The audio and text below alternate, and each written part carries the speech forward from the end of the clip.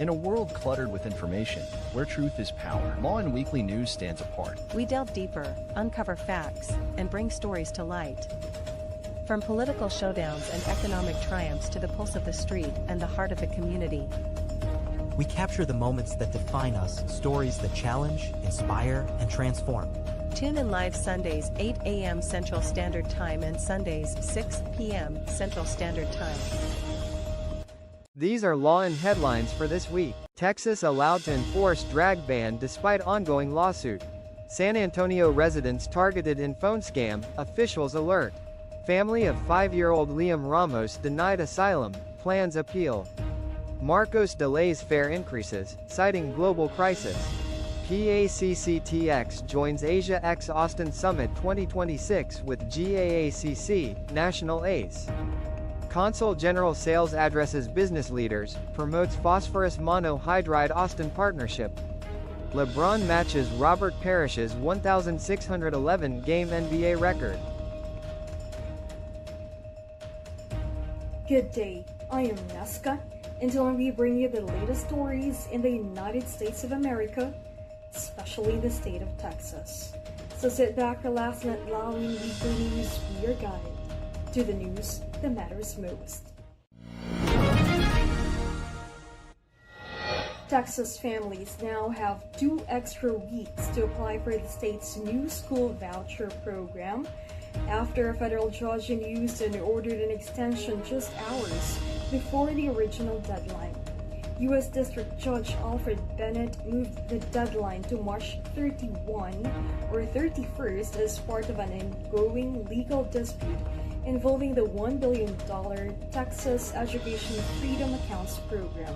The case was filed by Muslim parents and Islamic private schools challenging their exclusion.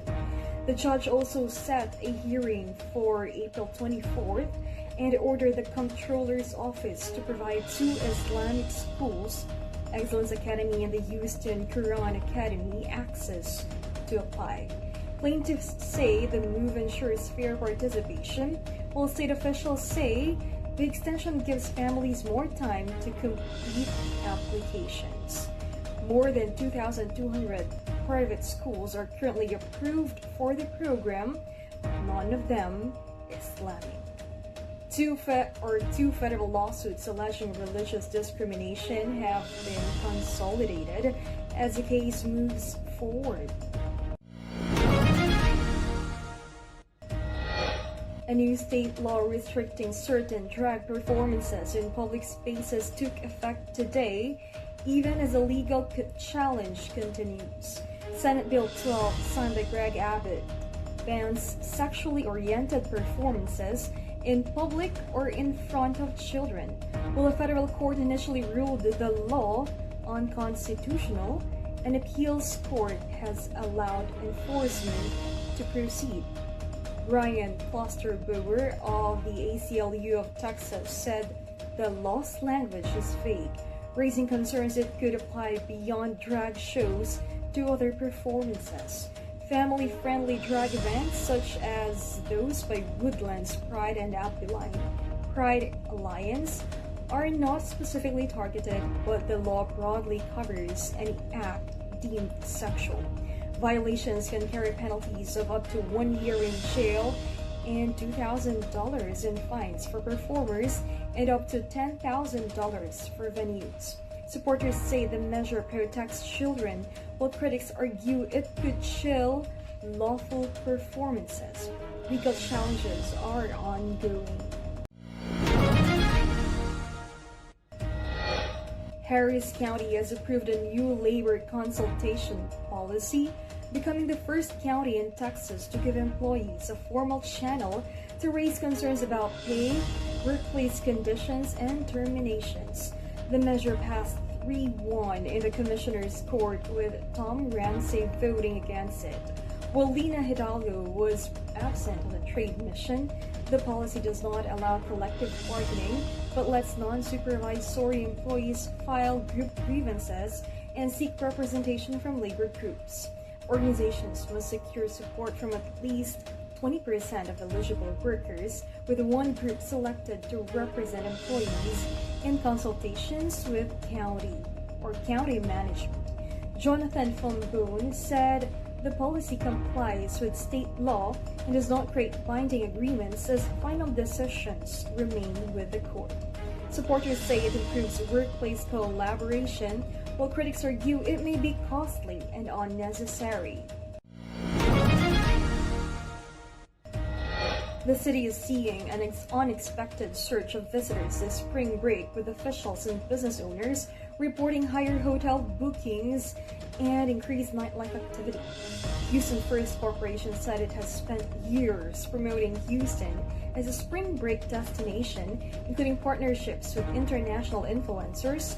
CEO Michael Heckman said recent campaigns tied to the rodeo reached millions of viewers. Restaurant owner Ben Berg said he saw some new customers but no major spike in business. Tourism officials reported hotel bookings are up to 12 to 15% compared with last year, while Houston still competes with destinations like Miami and South Padre Island. Leaders say the city offers a different experience focused on dining, nightlife, and urban attractions. In a world filled with fleeting moments, there's beauty waiting to be captured. My name is Christian, and I specialize in immortalizing your most precious memories, from elegant weddings to vibrant events and timeless portraits. I'm here to make every moment unforgettable. Let me tell your story through the lens. Contact me today and let's create magic together.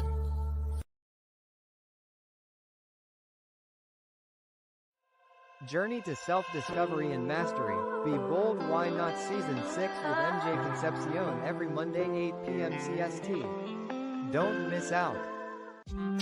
Where every conversation is welcome at the table. This is Pink Table Talk with Dr. Carly D. Every Wednesday 8 p.m. Central Standard Time. Rice, spice, and everything nice. Welcome to the Philippine food scene with Adobo Queen, Nancy Reyes Lumen of Commissary Kitchen. Every Thursday 8 p.m. CST, Friday 9 a.m. Philippine time. The city is launching a $1.48 million overhaul of its official website, cutting tens of thousands of pages to simplify navigation and improve accessibility. The redesign, the first since 2012, will shrink the site from about 17,000 pages to roughly 1,300 by removing outdated or inaccessible content, including many PDFs. Officials said the goal is to create a more modern and user-friendly digital platform. Yasmin Wagner said the update has been a long-term effort to make online services easier to use and maintain. A third-party vendor, Material Plus, developed the new site, which will also reflect the city's updated branding. Users will need to update bookmarks as all links will change. Future phases will focus on user maintenance, user feedback, and prioritizing the most used content. Residents in Dallas are closely watching a city proposal that could shift thousands of homes from alley trash pickup to curbside collection. City officials are expected to provide an update on the plan this summer. The city says the potential change is being considered to improve workers' safety and efficiency, citing challenges crews face navigating narrow alleys. However, some residents say the city has not provided supporting data and are pushing to keep the current system. About 94,000 Dallas homes currently receive alley trash collection, while roughly 166,000 use curbside pickup. A city survey found nearly all responding residents favored keeping alley service, with more than half saying they would be willing to pay extra to maintain it. Officials say if a transition moves forward, it would likely begin in February 2027.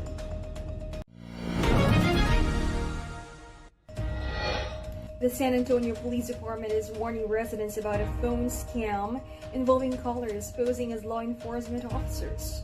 Authorities said scammers are spoofing city phone numbers, beginning with 210-207, to make calls appear legitimate. Victims are falsely told they are under investigation or have an outstanding warrant and are pressured to send money. Police stress that these claims are not real and said officers will never demand payment or request money transfers over the phone. Residents are urged to hang up on suspicious calls, avoid sharing personal information, and verify any claims by contacting official numbers. Those targeted by victimized area are encouraged to report the incident to SAPD. An immigration judge has denied the asylum claim of 5-year-old Liam Conejo Ramos and his father Adrian Conejo Arias, ordering their deportation to Ecuador, according to their lawyer. The child drew national attention after a photo of him in a bunny hat during immigration raids in Minneapolis went viral. He and his father were detained in January and later released temporarily. Attorney Daniel Molliver said the family is greatly disappointed and will appeal the ruling, a process that could take years. She added that while the boy has returned to school, both remain shaken by the experience. The Department of Homeland Security denied allegations that agents used the child to drop his mother. The case has fueled ongoing debate over immigration enforcement.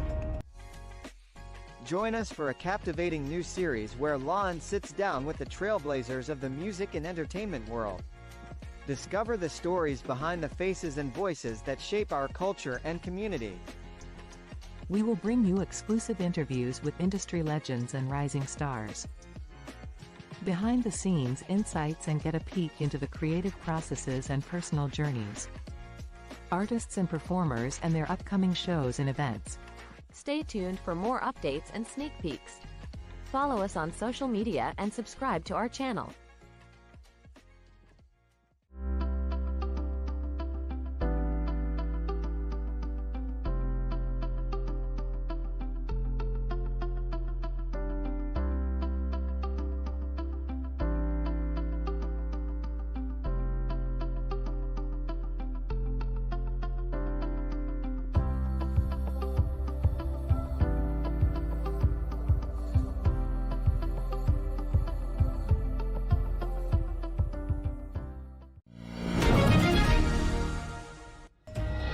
Cuba is grappling with a nationwide blackout as economic pressure from U.S. sanctions deepens, while Donald Trump escalates rhetoric against the island. The Union National Electrica de Cuba reported a complete shutdown of the national grid, leaving millions without electricity. Authorities have begun gradual restoration, but outages lasting up to 20 hours have already strained daily life. Trump said the U.S. could handle Cuba and hinted at possible action, adding that any deal with the country may come after developments in the Iran conflict. Deputy Prime Minister Oscar Perez Oliva said the government is exploring economic relief measures, including allowing exiles to invest.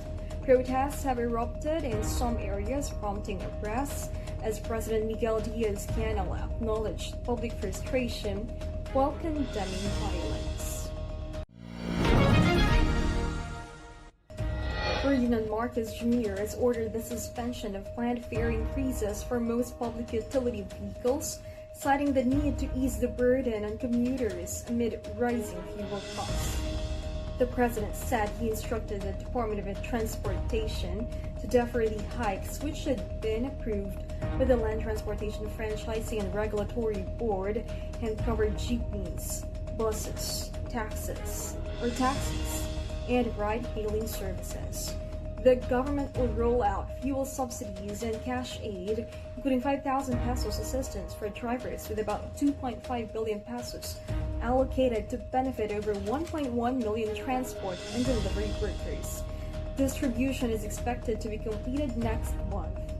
Transport groups said the delay may not be enough to offset rising fuel prices, while officials said the move seeks to balance support for workers with protecting commuters from higher costs. The Rafah crossing between the Gaza Strip and Egypt has reopened, but only for a small number of people. Authorities said Palestinians or patients are now allowed to leave Gaza for medical treatment. While some stranded residents can return, ambulances were seen waiting at the border to assist those who are sick or injured. Access remains very limited, with only a small number of people permitted to cross each day, and strict security checks still in place. The crossing had been closed since late February due to the conflict linked to strikes on Iran. Despite the reopening, travel is still tightly controlled, but the crossing remains an important route for medical care and family reunions for many Gazans. The Philippine American Chamber of Commerce of Texas, or PACCTX, joined the Asia Austin Summit 2026 on March 17th, hosted by the Greater Austin Asian American or Chamber of Commerce, or GAACC, and supported by strategic partner National ACE, held at the Long Center for the Performing Arts. The event featured remarks from Philippine Consulate Houston Consul General Gunther Emil Sales, who highlighted the Philippines' competitive advantages and the Filipino-American community's role as a cultural bridge in Texas. PACCTX praised GACC President and CEO Mark Duval for organizing this summit, which brought together international delegates, tech founders, and civic leaders to strengthen economic and cultural ties between Austin and Asia. The Chamber's involvement underscores its commitment to growing Filipino-American business networks and fostering cross-cultural collaboration across Texas. Philippine Consul General Gunther Sales addressed business leaders and city officials at the Asia Austin Summit 2026 at the Long Center for the Performing Arts, underscoring stronger ties between the Philippines and Austin. Now in its third year in an official South by Southwest event, the summit has become a key platform for economic and cultural collaboration between Austin and Asia. Marking the 80th anniversary of Philippine-U.S. diplomatic relations, Sales encouraged collaboration between Filipino-American and Austin communities, positioning the Philippines as a reliable partner and ally. Austin Mayor Kirk Watson welcomed the remarks, noting the importance of reinforcing international partnerships. Organized by the Greater Austin Asian Chamber of Commerce under President and CEO Mark Duval, the summit drew international delegates, tech founders, and civic leaders to highlight Austin's global role. Filing taxes, dealing with tax debt, or facing IRS actions is stressful, but you don't have to go it alone. Call 832-674-0829 or visit www.taxresolutionesq.com. For divorce and family law in Texas, Liggett Dizon Law Firm PC will guide you every step of the way. From initial consultation to detailed review of your case and strategic planning. We'll sit with you during negotiations or mediations, and represent you in court. Whether it is a family law, estate planning, or immigration, we will be there to guide through the final steps. So, leave your legal matters behind you and embrace your future. You can contact Liggett Dizon Law Firm PC at 346-5454-346 or visit dizonlawfirm.com. LeBron James has tied the NBA record for most regular season games played, matching Robert Parrish at 1,611 games. James reached the milestone while starting for the Los Angeles Lakers in a win over the Miami Heat, recording a triple-double with 19 points, 15 rebounds, and 10 assists. Parrish held the record for nearly 30 years, and James now adds this achievement to a career that also leads in total points, minutes played, and other major statistics. Lakers coach J.J. Redick praised James for his discipline, while Heat coach Eric Spoelstra noted his enduring competitiveness despite fatigue and a major injury concern. James played to help secure the win, further cementing his place among basketball's all-time greats. Gia de Guzman, captain of Alas Filipinas, is urging the creation of a national system that better supports volleyball players' growth, welfare, and careers. De Guzman said athletes should not have to choose between representing the national team and continuing their professional careers in the Premier Volleyball League. She called for a structure that allows both to develop together, similar to programs in other countries. Her comments followed concerns over player welfare, including delayed salaries and a proposed rookie draft. The Philippine National Volleyball Federation has acknowledged some administrative delays and requested a meeting with the team to address issues. Other players have voiced frustrations online, calling for improved financial support and proper rest periods. De Guzman emphasized staying focused on strengthening Filipino volleyball while protecting athletes' well-being. Martial arts legend and action star Chuck Norris has passed away at 86. His family announced on social media that he died peacefully in Hawaii following a sudden medical emergency. Surrounded by loved ones, Norris rose to fame as Bruce Lee's opponent in the 1972 film The Way of the Dragon, and later starred in action hits including Missing in Action, Delta Force, and Walker, Texas Ranger, where he portrayed Texas Ranger Cordell Walker. Born Carlos Ray Norris in Ryan, Oklahoma, he trained in martial arts while serving in the U.S. Air Force and later developed his own style, the Chuck Norris system, teaching notable students, including Steve McQueen and Priscilla Presley. Norris has founded Kickstart Kids in 1990, a program using karate to teach character development to youth. He became an internet icon through Chuck Norris Facts, celebrated for his legendary toughness, leaving a lasting legacy across film, television, martial arts, and popular culture. TV host Luis Manzano shared relief after his recent colonoscopy and gastroscopy came back clear. The preventive procedures done ahead of his 45th birthday helped detect early issues like polyps that could increase cancer risk.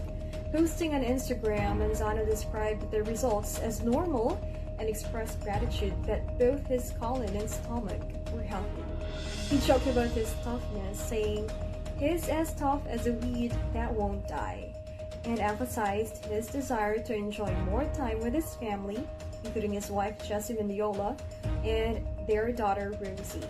Manzano also reassured fans in the comments that all results were good, highlighting the importance of preventive health checkups. As we brace ourselves for the upcoming weather changes, let's dive into what you can expect day by day.